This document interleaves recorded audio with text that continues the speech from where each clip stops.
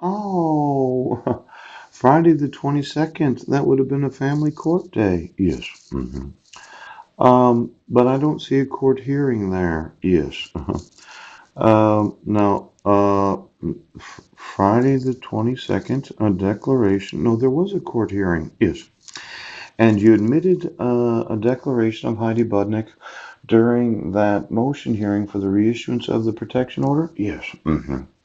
Now, do I get a copy of any of this? Because let's say I had read the declaration and I thought some of it was fraudulent. True, some untruths, yes. But then looking at August, August the 10th was a Wednesday and the court hearing was on a Friday. Judge Ken Williams, yes.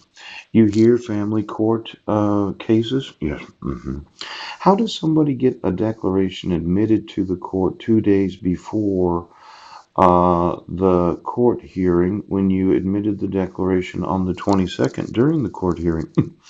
Did you do one of these? Would Heidi Budnick please approach the bench? Yes. And she stands there, sits there. Yes. And then you give a declaration to the actual court commissioner to read. Yes. Now, I just want to know this substantive due process.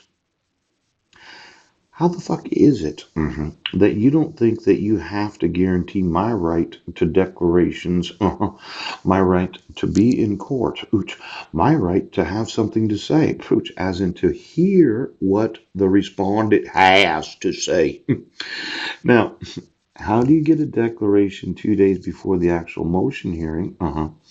Is that something that she gave to the county clerk and she said, well, I'll be sure to put it in the file?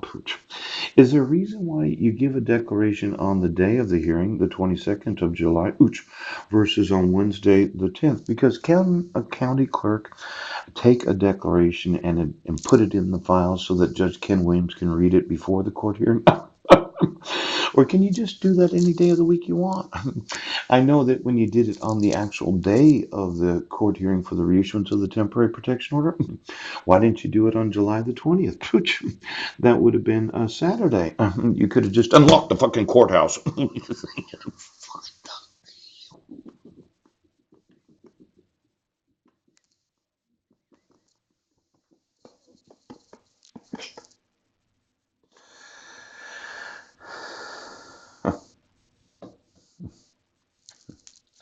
Are you sure that there's not some substantive due process that I'm missing as a father or my sons are missing, Coach? That there's not some requirement of law that I get to know what these declarations say before having court hearings so that I myself can be prepared for court? Pooh. Now, I understand these confidential reports and sealed envelopes. I don't get to see what's in there because it's confidential. Yes. But I would think any and all declarations must be served on the respondent before the court hearing. Now, can you do a declaration on the day and time of the actual temporary order for protection hearing? As in, you have to serve the respondent, yes, 5 judicial days prior the before the permanent court hearing. Yes. And then you can schedule that. Okay.